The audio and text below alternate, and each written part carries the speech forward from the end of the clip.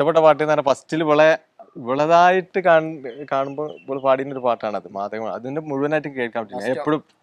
അതിപ്പോഴും വേദികളിലും ചോദിക്കും ആ പാട്ട് കഴിഞ്ഞ ദിവസം ഞങ്ങള് ഈരാറ്റുപേട്ടയിൽ ഒരു പ്രോഗ്രാം ഉണ്ടായിട്ട് ഞാൻ അന്നാണ് ഇവള് ഇത്ര വർഷമായിട്ട് 2-3 മാസം മുമ്പ് പാടുന്നതാവും